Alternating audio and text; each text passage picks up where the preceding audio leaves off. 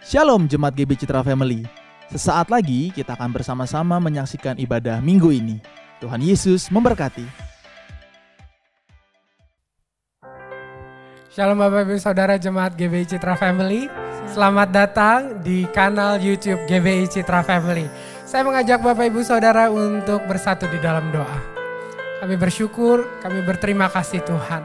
Sebab Tuhan mau mati ganti kami semua. Amin. Tapi kami lebih tahu lagi Tuhan, kalau Tuhan yang kami sembah adalah Tuhan yang hidup. Mau tidak dapat mengalahkan Engkau. Dan karenanya Tuhan kami datang sekali lagi ke hadirat Tuhan. Membawa ucapan syukur kami. Karena Engkau adalah Allah yang hidup. Allah yang layak untuk kami sembah. Biarlah pujian dan ibadah kami hari ini boleh menyenangkan hati Tuhan. Kami bersama-sama mau menyaksikan Allah kami bangkit. Terima kasih Bapa. Di dalam nama Tuhan Yesus Kristus kami sudah berdoa. Haleluya. Amin. Bapak Ibu Saudara, saya punya kabar baik buat Bapak Ibu Saudara. Yesus orang Nazaret itu telah bangkit. Amin. Yesus orang Nazaret itu telah bangkit. Amin. Haleluya, puji nama Tuhan. Allah bangkit.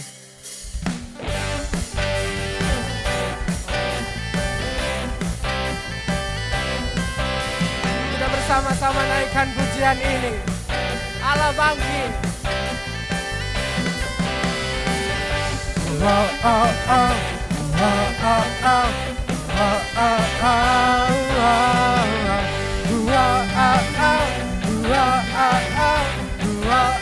oh. Carakanlah kekuatan-Mu ya Allah. Tunjukkanlah kuasa-Mu ya Tuhan. Serahkan musuh-Mu, selamatkanlah umat-Mu. Allah dahsyat di tempat kudusnya. Allah bangkit, Allah bangkit, bersoraklah. Hey, Allah bangkit, bernyanyilah. Musuh dikalahkan, umatnya dibebaskan. Allah dahsyat di tempat kudusnya. Kerahkan kekuatan-Mu Tuhan. Haleluya. Kerahkanlah kekuatan-Mu ya Allah. Amin. Tunjukkanlah kuasa-Mu ya Tuhan. Serahkan musuh-Mu, selamatkanlah umat-Mu. Allah dahsyat di tempat kudusnya. Dia bangkit, Allah bangkit, bersoraklah. Hey, Allah bangkit, bernyanyilah. Musuh dikalahkan, umatnya dibebaskan. Allah dahsyat di tempat. Katakan bersama, Allah bangkit, Allah bangkit, bersoraklah. Hey, Allah bangkit, bernyanyilah. Musuh dikalahkan, umatnya dibebaskan. Allah dahsyat di tempat. Katakan sekali lagi, Allah bangkit, Allah bangkit, bersoraklah. Hey, Allah bangkit, bernyanyilah. Musuh kalahkan, umatnya dibebaskan. Allah dahsyat di tempat kudusnya. Allah bangkit, Allah bangkit, bersoraklah. Hey, Allah bangkit, bernyanyilah. Musuh dikalahkan, umatnya dibebaskan. Allah dahsyat di tempat kudusnya. Allah dahsyat.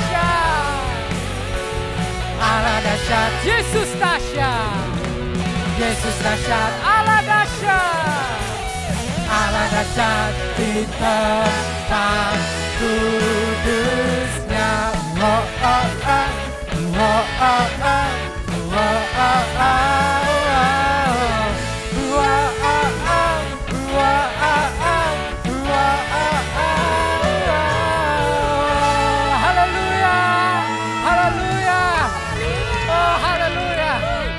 Kami tahu Allah kami adalah Allah yang menang atas maut. Dan kami percaya bersama-sama dengan Tuhan kami akan ikut menang. Dan kami percaya di dalam syukur kami terhadap Tuhan ada mujizat yang menanti kami. Kami akan menang bersama Tuhan. Haleluya. Terima kasih Tuhan.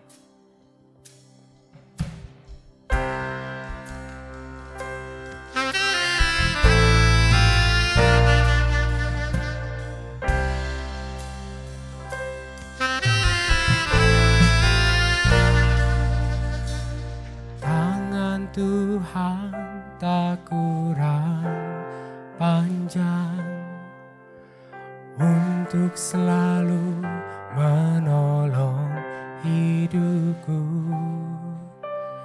Telinganya tak kurang tajam untuk mendengar seruan hatiku.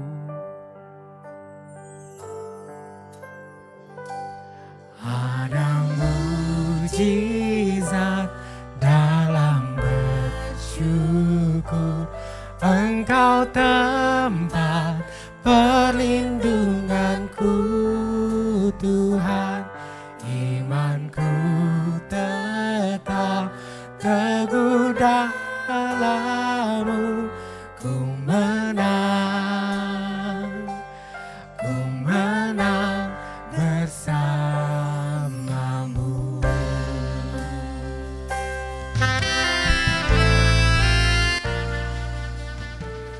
Tangan Tuhan tak kurang panjang untuk selalu menolong hidupku. Telinganya tak kurang tajam untuk mendengar seruan hatiku. Ada mujizat dalam bersyukur. Engkau tempat perlindunganku Tuhan.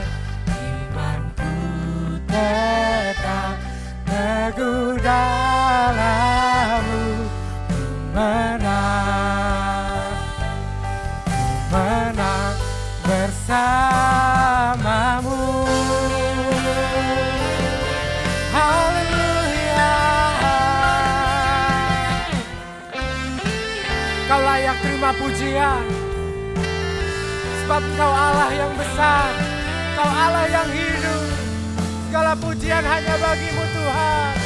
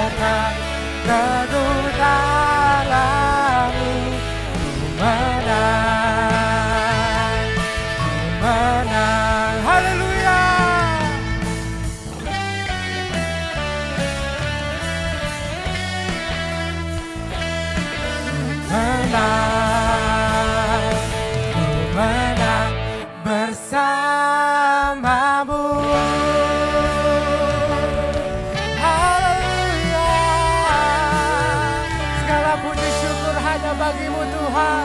Segala hormat kemuliaan hanya bagi-Mu.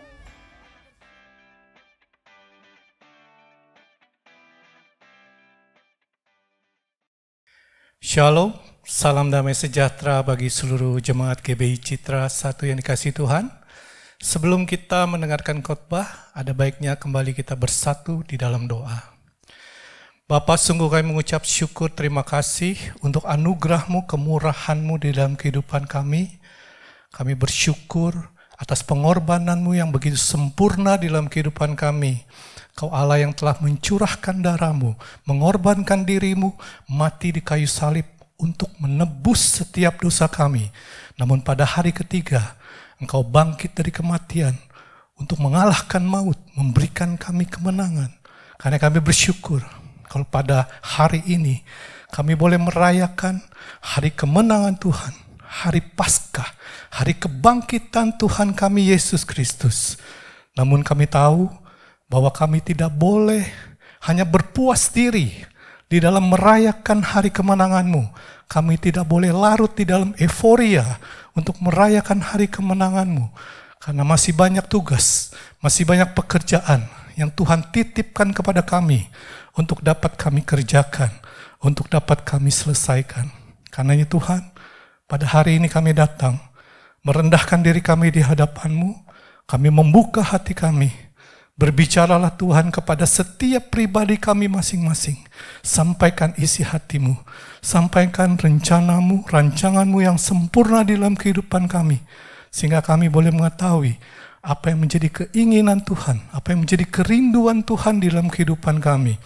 Kami juga berdoa, kiranya Tuhan yang memberkati, mengurapi hamba-Mu yang akan menyampaikan kebenaran firman Tuhan. Tuhan yang menopang hamba-Mu, yang penuh dengan segala keterbatasan, segala kelemahan. Tuhan yang menaruh perkataan firman Tuhan di dalam mulut hamba-Mu. Sehingga setiap pemberitaan firman Tuhan yang keluar dari mulut hamba-Mu, itu sanggup memberkati setiap kami. Di dalam nama Yesus, mari setiap kita yang rindu untuk diberkati oleh kebenaran firman Tuhan, bersama-sama kita katakan, amin. Haleluya. Shalom, sekali lagi salam damai sejahtera bagi seluruh jemaat GBI Citra Family yang dikasihi Tuhan. Hari ini merupakan hari yang berbahagia, di mana kita merayakan hari kemenangan, hari Paskah, hari kebangkitan Tuhan kita Yesus Kristus. Karenanya izinkan saya secara pribadi untuk menyampaikan selamat hari raya Paskah. Biarlah berkat Paskah itu boleh tetap memberi kita semangat di dalam melayani dan beribadah kepada Tuhan. Walaupun hari ini kita tidak bisa berjumpa secara langsung di dalam satu ruangan gereja, namun saya percaya bahwa kuasa Tuhan tidak dibatasi oleh ruang, tempat, dan waktu. Melalui lagu pujian yang sebelumnya kita dengar yang disampaikan oleh tim Praise and Worship, saya percaya ada kuasa Tuhan, ada hadirat Tuhan yang sanggup menjamah dan melawat setiap jemaat dimanapun berada. Dan saya berdoa pada pagi hari ini, biarlah melalui ibadah online, damai sejahtera Allah yang melampaui segala akal tetap menjaga hati, pikiran, dan jiwa kita di dalam Yesus Kristus. Haleluya, amin. Bersama hari ini, kita akan belajar bersama-sama apa yang menjadi message, apa yang menjadi pesan Tuhan di saat kita merayakan ibadah Paskah kita pada hari ini. Kita akan baca di dalam 1 Korintus pasal 15, ayatnya yang pertama sampai dengan keempat. 1 Korintus pasal 15, ayatnya yang pertama sampai dengan keempat. 1, 2, 3. Dan sekarang, saudara-saudara, aku mau mengingatkan kamu kepada Injil yang aku beritakan kepadamu, dan yang kamu terima, dan yang di dalamnya kamu teguh berdiri. Oleh Injil itu, kamu diselamatkan, asal kamu teguh berpegang padanya, seperti yang telah kuberitakan kepadamu, kecuali kalau kamu telah sia-sia saja menjadi percaya. Sebab yang sangat penting telah kusampaikan kepadamu, yaitu apa yang telah kuterima sendiri, ialah bahwa Kristus telah mati karena dosa-dosa kita, sesuai dengan kitab suci. Bahwa ia telah dikuburkan dan bahwa ia telah dibangkitkan pada hari yang ketiga, sesuai dengan kitab suci. Berbahagialah mereka yang bukan saja membaca, tapi juga merenungkan dan bertekad untuk melakukan kebenaran firman Tuhan di dalam kehidupan mereka sehari-hari. Hari ini sengaja kita akan membatasi untuk membaca 4 ayat saja. Walaupun di dalam pasal 15 ini keseluruhannya terdapat 58 ayat. Di mana Paulus di sana sungguh-sungguh ingin menjelaskan bahwa kebangkitan Kristus itu bukan sebuah dongeng. Kebangkitan Kristus itu bukan sebuah mitos. Kebangkitan Kristus itu bukan karangan yang dibuat oleh para pengikut Kristus pada waktu itu. Tapi kebangkitan Kristus adalah kejadian yang nyata. Kebangkitan Kristus adalah peristiwa yang nyata yang tidak bisa dibantah oleh siapapun karena memiliki bukti sejarah yang sah, bukti sejarah yang valid, bukti sejarah yang otentik. Bahkan Paulus juga menjelaskan bahwa kebangkitan Kristus itu merupakan desain Allah, rencana Allah, janji Allah untuk setiap manusia yang sudah jatuh di dalam dosa. Lebih lanjut, Paulus menjelaskan di ayat ke-14 bahwa apabila Yesus tidak bangkit, maka sia-sialah iman kita. Sia-sialah kepercayaanmu. Dengan kata lain, Paulus mau berkata bahwa kalau Yesus tidak bangkit, maka gak ada gunanya kita ke gereja. Gak ada gunanya kita beribadah. Tidak ada gunanya kita berdoa. Karena itu semua sia-sia. Selanjutnya lebih tegas, Paulus berkata di ayat 19 bahwa kita akan menjadi manusia yang paling malang jika Yesus tidak dibangkitkan. Artinya bahwa kalau Yesus tidak bangkit, maka kita akan hidup menjadi manusia yang hidup tanpa pengharapan. Menjadi manusia yang hidup tanpa tujuan. Menjadi manusia yang hidup tanpa keselamatan. Karenanya penting bagi setiap kita, anak-anak Tuhan, umat percaya, untuk percaya dan meyakini dengan sungguh-sungguh bahwa Yesus sudah bangkit dari kematian. Dan itu harus menjadi dasar fondasi iman percaya kita. Kita harus percaya bahwa Yesus telah mati untuk menebus setiap dosa, setiap kesalahan, setiap pelanggaran kita. Dan pada hari ketiga, Yesus bangkit dari kematian untuk mengalahkan maut, mengalahkan kematian, dan memberikan kita kemenangan. Untuk memahami apa sebetulnya yang sedang terjadi oleh jemaat Korintus pada saat itu, kita harus membaca pasal-pasal sebelumnya, dari mulai pasal 1 sampai dengan pasal 14. Namun saya akan sedikit memberi gambaran bahwa di pasal-pasal sebelumnya, Paulus banyak sekali menggunakan ayat-ayat untuk menegur jemaat Korintus dengan keras pada saat itu. Padahal di dalam Alkitab kalau kita baca, jemaat Korintus itu jemaat yang luar biasa. Mereka punya karunia roh yang luar biasa. Sebagian jemaat bisa punya roh karunia untuk bernubuat. Sebagian lagi mereka punya karunia roh untuk berbahasa roh. Mereka punya karunia untuk menyembuhkan. Jadi terlihat seakan-akan dalam tanda petik jemaat Korintus itu sangat rohani. Namun hal itu memang tidak membuat Paulus menjadi kagum atau membuat Paulus menjadi bangga.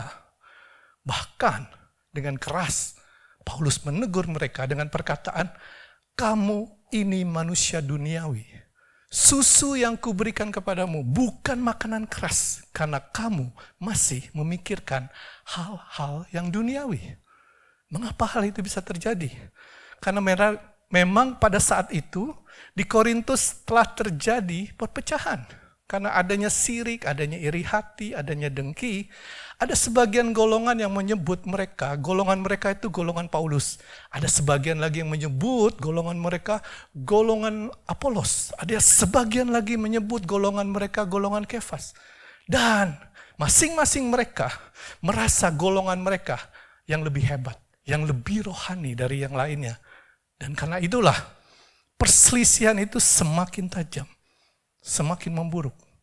Dan no wonder, tidak heran kalau akhirnya Paulus menegur mereka dengan keras. Bahwa mereka manusia duniawi. Mereka Kristen duniawi. Susu yang kuberikan kepadamu. Artinya bahwa mereka masih harus diberi susu. Masih kekanak-kanakan. Belum dewasa secara rohani di dalam Tuhan. Mengapa hal itu bisa terjadi di dalam jemaat Korintus?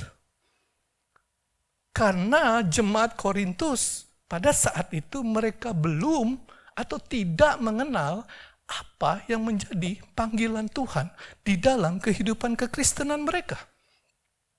Sehingga setelah Paulus menegur mereka dengan keras di pasal-pasal sebelumnya, baru mulai di pasal 15 ini, Paulus menjelaskan apa yang menjadi panggilan Tuhan. Apa yang menjadi inti Injil, berita kematian dan kebangkitan Yesus. Paulus ingin menjelaskan bahwa kita dipanggil Tuhan bukan hanya untuk bersekutu. Kita dipanggil Tuhan bukan hanya untuk beribadah. Kita dipanggil Tuhan bukan hanya untuk menerima karunia-karunia roh. Namun kita dipanggil Tuhan untuk memberitakan kabar baik. Apakah kabar baik itu? Mari bersama-sama kita baca kembali ayat yang sudah kita baca sebelumnya di pasal 15, ayat yang ketiga dan keempat. 1, 2, 3. Sebab yang sangat penting telah kusampaikan kepadamu, yaitu apa yang telah kuterima sendiri, ialah bahwa Kristus telah mati karena dosa-dosa kita, sesuai dengan kitab suci. Bahwa ia telah dikuburkan dan bahwa ia telah dibangkitkan pada hari yang ketiga sesuai dengan kitab suci. Itulah berita baik. Itulah inti Injil. Itulah berita tentang kematian dan kebangkitan Yesus yang harus kita ceritakan kepada banyak orang. Berita baik tentang kematian dan kebangkitan Yesus. Kita harus beritakan itu bahwa Yesus, Allah yang kita sembah, Allah yang kita percaya, adalah Tuhan yang telah mati untuk menebus setiap dosa dan kesalahan saudara dan saya. Dan pada hari ketiga, Yesus bangkit dari kematian untuk mengalahkan maut, memberikan kita kemenangan, memberikan kita keselamatan, memberikan kita pengharapan. Berita kemenangan inilah yang harus kita sampaikan kepada setiap orang agar mereka boleh mengalami kemenangan di dalam Kristus. Tuhan menebus kita, Tuhan menyelamatkan kita, Tuhan memberi anugerahnya kepada kita. Karena Tuhan punya tujuan yang mulia buat setiap kita. Anugerah keselamatan yang sudah Tuhan berikan kepada kita, itu bukan untuk pribadi kita sendiri, bukan untuk konsumsi pribadi kita, namun kita harus bagikan kepada orang lain, agar mereka boleh menerima anugerah keselamatan yang dari Tuhan. Rick Warren di dalam bukunya, Purpose Driven Life, menjelaskan bahwa kita diciptakan di dunia ini, kita hadir di dunia ini, karena Tuhan punya rencana yang indah, rencana yang mulia buat setiap kita. Tidak ada satu orang pun yang lahir di dunia ini secara kebetulan. Karena Tuhan sudah mendesain kita, Tuhan sudah membentuk setiap kita semenjak kita masih ada di dalam kandungan ibu kita. Dan itulah yang membuat setiap kita berharga di mata Tuhan. Boleh katakan kepada diri kita masing-masing, aku berharga di mata Tuhan. Tuhan punya rencana yang indah. Tuhan punya rencana yang mulia buat setiap kita. Untuk memberitakan kabar baik. Kabar keselamatan. Kabar tentang Yesus. kehidupan yang kekal bersama dengan Bapa di surga. Dan bila kita menyampaikan hal itu, memberitakan kabar baik itu, maka hidup kita pasti akan menyukakan dan menyenangkan hati Tuhan. Jadi itulah yang menjadi tujuan Allah, maksud Tuhan untuk menciptakan kita, untuk kita bisa memberitakan kabar baik kepada setiap orang. Yang menjadi pertanyaannya, apakah kita sudah ambil bagian di dalam kita memberitakan kabar baik tersebut? Seberapa sering kita bicara tentang Yesus kepada orang lain? Atau kalau mau lebih disederhanakan, pertanyaannya menjadi, kapan terakhir kali kita berbicara mengenai Yesus kepada orang yang belum percaya? Mudah-mudahan pertanyaan ini tidak membuat kita menjadi gelisah. Namun ini bahan untuk kita melakukan introspeksi, melakukan evaluasi terhadap apa yang sudah kita lakukan, apa yang sudah kita kerjakan selama ini. Apakah kesibukan kita, rutinitas kita di dalam pekerjaan, atau bahkan kesibukan kita, rutinitas kita di dalam pelayanan, itu membuat kita melupakan apa yang menjadi panggilan Allah yang sangat penting di dalam kehidupan kita, yaitu memberitakan kabar baik. Bahkan ada juga sebagian orang yang berkata bahwa, saya malu kalau harus berbicara tentang Yesus di hadapan orang lain. Karena nanti saya disangka rohani, nanti saya disangka pendeta, saya akan diojok-ojok, saya dielek, diolok-olok, saya dibully oleh teman-teman saya. Saya mau beritahu Bapak Ibu Saudara-saudari semua, kita tidak boleh malu untuk bersaksi kepada Tuhan, bersaksi tentang Tuhan kepada orang lain. Seperti apa yang diberikan di dalam firman Tuhan. Bersama-sama kita baca di dalam Matius pasal 10 ayat 32 sampai 33. 1, 2, 3. Setiap orang yang mengakui aku di depan manusia, aku juga akan mengakuinya di depan Bapa-Ku yang di surga. Tetapi barang siapa menyangkal aku di depan manusia, aku juga akan menyangkalnya di depan Bapa-Ku yang di surga. Jadi sekali lagi firman ini menjelaskan bahwa kita tidak boleh malu untuk menyaksikan Yesus di hadapan orang lain. Kita tidak boleh malu untuk bersaksi tentang Yesus. Karena kalau kita malu, maka Yesus juga akan malu untuk mengakui kita sebagai anaknya di hadapan Bapa di surga. Karena sekali lagi, kita harus berani untuk bersaksi tentang Yesus di hadapan orang lain. Bahkan seharusnya kita merasa bangga kalau kita punya Tuhan seperti Tuhan Yesus Kristus. Tidak ada Tuhan lain yang mau mati untuk menebus setiap dosa kita selain Tuhan kita Yesus Kristus. Tidak ada lagi Tuhan yang bisa bangkit dari kematian dan memberi kita kemenangan selain Tuhan kita, Yesus Kristus. Karena itulah kita harus bangga terhadap Tuhan kita, dan itu harus menjadi dasar iman, percaya kita. Saat-saat ini sebetulnya merupakan saat yang tepat untuk anak-anak Tuhan, setiap kita umat yang percaya, untuk memberitakan kabar baik, kabar keselamatan kepada setiap orang. Karena kita tahu bahwa dunia saat ini sedang dilanda oleh ketidakpastian. Dunia sedang dilanda kekacauan. Karena adanya pandemi corona yang terjadi di seluruh dunia, termasuk Indonesia di dalamnya. Orang menjadi takut, orang menjadi khawatir, orang kehilangan pengharapan, orang kehilangan pekerjaan, orang kehilangan harta bendanya, bahkan orang kehilangan orang yang dikasihinya.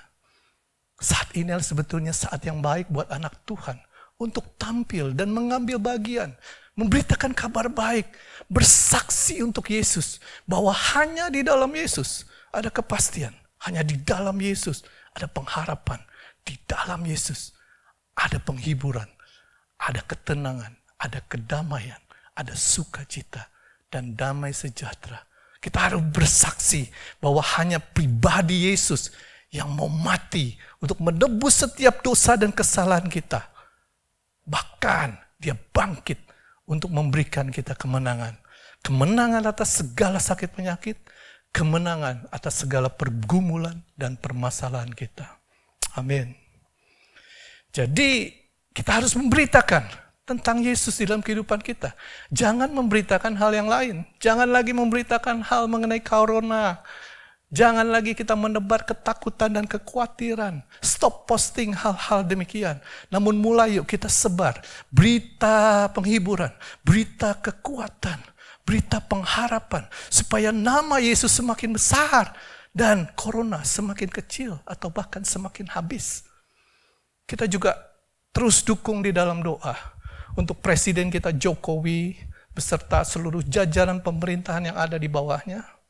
Biar Tuhan memberi mereka hikmat, memberi kekuatan, sehingga mereka boleh mengambil keputusan yang bijak, keputusan yang tepat untuk dapat mengatasi pandemi corona ini secara cepat. Kita juga berdoa untuk seluruh para medis yang saat ini sedang berjuang di garda terdepan.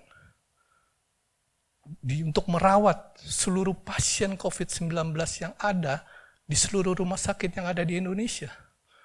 Kita berdoa biar Tuhan memberi mereka kekuatan. Biar Tuhan memberi mereka proteksi ilahi. Sehingga mereka tidak terpapar dengan virus corona. Mereka tidak terinfeksi dengan virus corona. Bahkan mereka diberi kesehatan, diberi semangat untuk tetap dapat melakukan tugas dan pekerjaan mereka dengan baik. Saya percaya, pada saat kita terus bersehati, mendukung di dalam doa, maka Tuhan pasti akan sembuhkan Indonesia. Tuhan pasti akan pulihkan Indonesia. Dan biar kemuliaan Tuhan semakin dinyatakan atas bangsa ini. Hal yang terakhir yang akan kita bahas di dalam khotbah kita pada hari ini adalah mengapa setiap kita umat yang percaya itu harus memberitakan kabar baik. Paling tidak ada dua alasan yang kuat. Hal yang pertama, karena itu merupakan amanat agung Tuhan. Itu merupakan perintah Tuhan. Bersama-sama kita baca di dalam Injil Matius pasal 28 ayatnya yang ke-19. 1, 2, 3. Karena itu pergilah. Jadikanlah semua bangsa muridku dan baptislah mereka dalam nama Bapa dan Anak dan Roh Kudus. Setelah kita menerima anugerah pengampunan melalui kematian Yesus di kayu salib, setelah kita disucikan, setelah kita dikuduskan, maka Tuhan memanggil kita untuk keluar, memberitakan kabar baik, kabar keselamatan kepada setiap orang. Bahkan di dalam Kisah Para Rasul, pasal yang pertama ayat ke-8, Tuhan meminta kita untuk menjadi saksinya di Yerusalem, di seluruh Yudea, di Samaria, bahkan sampai ke ujung bumi. Jadi kita harus siap untuk memberitakan kabar baik, untuk menjadi saksi Kristus di tengah dunia ini. Dimulai dari lingkungan Yerusalem, lingkungan yang terdekat, lingkungan yang paling dekat dengan kita. Keluarga inti kita sendiri, terdiri dari orang tua kita, papa, mama, adik dan kakak kandung kita. Itulah keluarga inti. Tuhan mau kita memberitakan keselamatan kepada mereka, sehingga mereka boleh menerima keselamatan.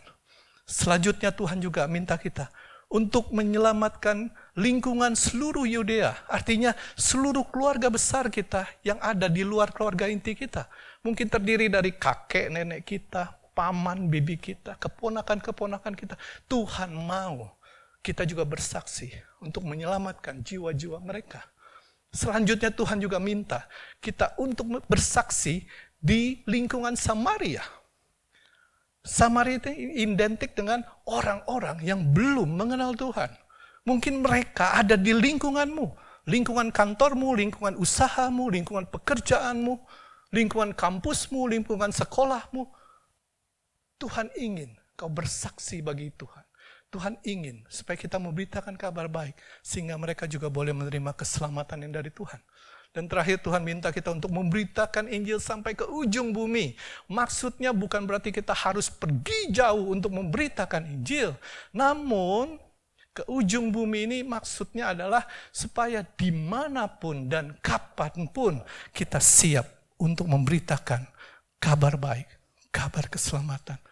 Seperti yang Tuhan inginkan dan rencanakan di dalam kehidupan kita. Amin. Hal yang kedua, mengapa kita harus memberitakan kabar baik? Bersama-sama kita baca di dalam 1 Korintus pasal 9 ayatnya yang ke-16. 1 Korintus pasal 9 ayatnya ke-16. 1, 2, 3. Karena jika aku memberitakan Injil, aku tidak mempunyai alasan untuk memegahkan diri. Sebab itu adalah keharusan bagiku. Celakalah aku jika aku tidak memberitakan Injil. Kita baca sekali lagi paragraf yang terakhir. Celakalah aku jika aku tidak memberitakan Injil. Paulus menjelaskan kepada kita semua bahwa memberitakan Injil, kabar baik, itu satu keharusan bagi setiap kita orang yang percaya. Karena kalau kita tidak melakukannya, kita sudah berdosa kepada Tuhan.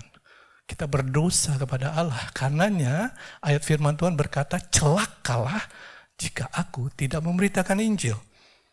Jadi tidak ada alasan buat anak Tuhan untuk tidak memberitakan kabar baik. Memberitakan Injil. Mau tidak mau, suka tidak suka, kita harus tetap memberitakan kabar baik, kabar keselamatan kepada setiap orang. Karena kalau kita tidak melakukannya, maka kita akan berdosa kepada Tuhan, berdosa kepada Allah. Jadi tidak ada hal lain yang dapat kita lakukan selain kita punya respon yang baik, respon yang benar terhadap panggilan Tuhan. Sama seperti halnya ketika Tuhan memanggil dan berkata kepada Nabi Yesaya, siapakah yang mau kuutus? Siapakah yang mau pergi untuk aku? Ketika Nabi Yesaya mendengar ini, dia mempunyai respon yang baik, respon yang benar. Dia menjawab Tuhan dengan sangat antusias. Dia berkata, ya Tuhan, ini aku, utuslah aku. Padahal waktu itu, Nabi Yesaya tidak tahu, tidak mengerti apa resiko yang akan dihadapinya di depan. Nabi Yesaya juga tidak mengerti apa yang menjadi panggilan Tuhan buat hidupnya. Namun itu semua tidak menghalangi Nabi Yesaya untuk tetap memiliki respon yang baik, respon yang benar terhadap Tuhan. Karena dia tahu Allah punya rancangan yang indah. Allah punya tujuan yang mulia buat hidupnya. Bersama-sama kita akan baca ayat yang terakhir di dalam Roma pasal 10 ayat 14 dan 15. Roma pasal 10 ayat 14 dan 15. Tetapi bagaimana mereka dapat berseru kepadanya jika mereka tidak percaya kepada dia? Bagaimana mereka dapat percaya kepada dia jika mereka tidak mendengar tentang dia? Bagaimana mereka bisa mendengar tentang dia jika mereka tidak ada yang memberitakannya? Dan bagaimana mereka dapat memberitakannya jika mereka tidak diutus? Seperti ada tertulis, begitu indahnya kedatangan mereka yang membawa kabar baik. Tuhan telah memanggil kita untuk melakukan tugasnya yang mulia, memberitakan kabar baik, kabar keselamatan kepada setiap manusia. Karenanya biarlah di hari Paskah yang indah ini, di hari Paskah yang berbahagia ini, di mana kita merayakan hari kemenangan Tuhan, kita mau memiliki respon yang benar, respon yang baik terhadap panggilan Tuhan. Kita mau menjadi saksi Tuhan. Kita mau berkata kepada Tuhan, ya Tuhan, inilah aku. Utuslah aku untuk melakukan semua tugas-Mu yang mulia. Semua tugas-Mu yang Tuhan rencanakan di dalam kehidupan kami. Sehingga banyak orang boleh mendengar tentang Tuhan. Banyak orang boleh percaya kepada Tuhan. Bahkan banyak orang boleh menjadikan Yesus sebagai Tuhan, Raja dan Juru Selamat pribadi mereka. Haleluya. Amin. Bersyukur untuk firman Tuhan pada hari ini. Dan biarlah kiranya firman Tuhan yang disampaikan pada hari ini boleh meneguhkan dan menguatkan setiap kita. Apa yang menjadi message, apa yang menjadi pesan Tuhan di saat kita merayakan hari Paskah yang berbahagia ini. Dan mari bersama-sama kita akan tutup di dalam doa. Bapa, sungguh kami mengucap syukur, terima kasih untuk anugerah kemurahan Tuhan, di mana kami boleh merayakan Paskah, merayakan hari kemenangan-Mu bersama dengan keluarga kami di rumah. Kami bersyukur untuk firman-Mu yang memberi kami pengharapan bahwa Yesus mati tidak untuk selamanya. Pada hari ketiga Yesus bangkit dari kematian untuk memberikan kami kemenangan, memberikan kami keselamatan. Karena itu Tuhan ajar kami untuk dapat memiliki respon yang baik, respon yang benar terhadap panggilan Tuhan. Biar Roh Kudus-Mu membimbing, memimpin, dan menuntun setiap langkah kami. Roh Kudus-Mu yang memberi kami keberanian sehingga kami berani untuk memberitakan kabar baik, kabar keselamatan kepada setiap orang. Khususnya di saat-saat seperti sekarang ini, di mana saat-saat yang penuh tantangan, saat-saat yang tidak ada kepastian karena pandemi corona sudah menjadi berita yang begitu menakutkan dan mengkhawatirkan.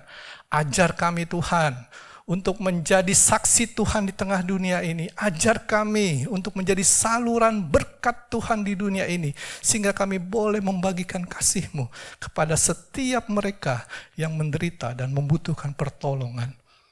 Saatnya mari kita arahkan hati kita kepada Yesus sebagai Gembala Agung kita untuk dapat menerima berkat-Nya. Terimalah berkat yang datangnya dari Allah Bapa, kasih sayang dari Tuhan Yesus yang tidak terbatas di dalam persekutuan dan penyertaan Roh Kudus turun memberkati kehidupanmu. Jadilah terang, jadilah garam, jadilah berkat dimanapun kau berada. Jadilah saksi Tuhan untuk memberitakan kabar baik, kabar keselamatan, kabar pengharapan. Sehingga rencananya boleh semakin sempurna di dalam kehidupan kita. Dan dunia ini, bumi ini boleh dipenuhi oleh kemuliaan Tuhan. Di dalam nama Yesus, Allah yang hidup, kami sudah berdoa dan mengucap syukur. Bersama kita katakan, amin. Selamat hari Minggu, selamat Paskah, God bless you all.